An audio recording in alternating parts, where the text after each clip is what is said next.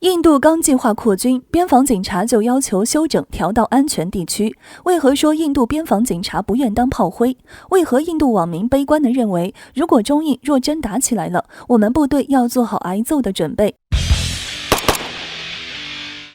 印度内政部要求边防警察扩军，边防警察却要求休整。据印度媒体报道，印度内政部正在计划将边防警察 ITBP 扩军，增加7个营，共计1万人的规模。内政部此举无非是为了加强中印边境的防卫巡逻力量，减轻拉达克印度陆军第14军的压力。但边防警察在书面建议中表示，政府应该安排其部队定期执行一部分内部安全职责，以便可以为在高海拔寒冷地区的人员提供一定的健康休息时间。如果能让部队在一定的时间内可以回到平原地区休整，那么对于部队的健康和士气无疑有着积极的影响。印度边境警察的艰苦不仅来自自然环境，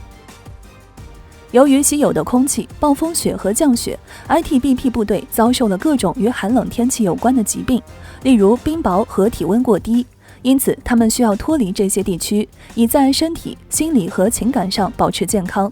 按理来说，喜马拉雅这样的无人山区应该不需要太多人管理边界，但一来印度和中国在很多河谷地区存在边界争议，二来中印边界的总距离实在是太长了，双方之间的互相提防导致了提心吊胆的印度在边界布置了大量的军队和警察。部署在边界的印度军队和警察可就是第一波炮灰，甚至有印度网民悲观的道：现在的解放军有实力横扫我们啊！如果中印若真打起来了，我们部队要做好挨揍的准备。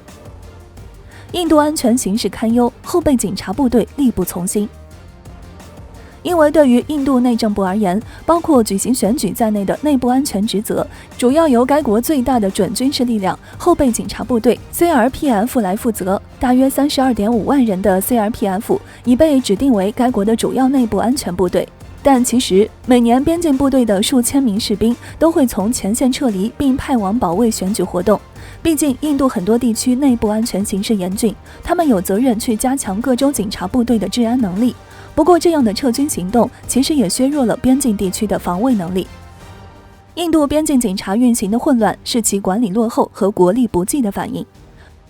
全球各大国针对自己的边境情况会规划出合理的边境管理队伍，比如美国的边境管理局和俄罗斯的边防军。但印度边防警察混乱的编制和落后的保障能力，将其政府的管理不力和后勤能力的匮乏体现得淋漓尽致。这样的结果是很多年来形成的，如果要改革，则需要大刀阔斧，短期内无法实现。